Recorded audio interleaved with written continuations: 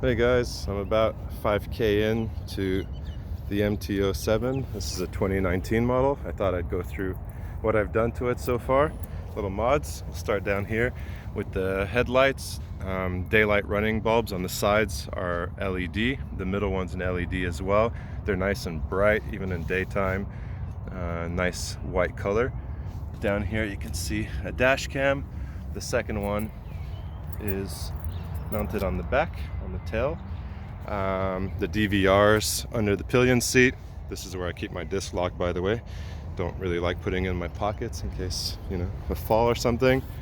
You have the windshield here. On the front you can see the bark busters. In winter time I found them pretty nice at cutting down the wind. Kind of just lets the wind go over your hands. And because I'm in Melbourne, down here in Australia, it gets pretty cold in winter, unlike what most people would think, that Melbourne's nice and warm and Australia has kangaroos jumping around.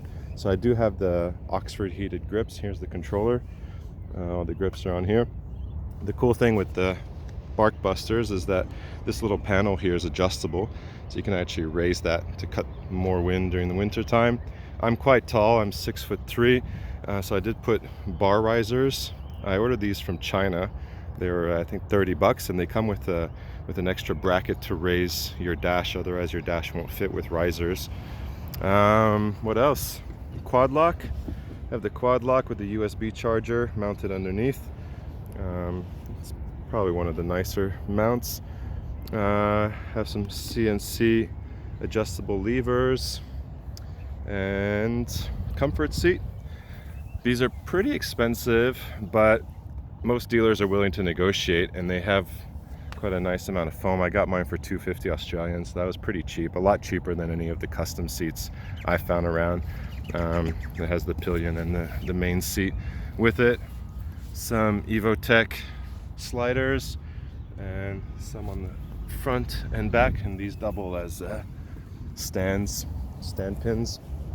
Yeah, and the Akra carbon pipe over here.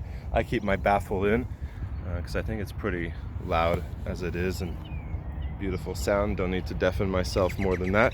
And let's turn the bike on just to give the sound. Everybody wants that.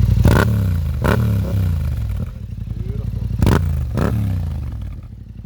That's it. I did put a K&N air filter in as well. I haven't tuned the bike. Both dealerships that I work with, they don't really recommend tuning the bike with this. They go for the $500 cost.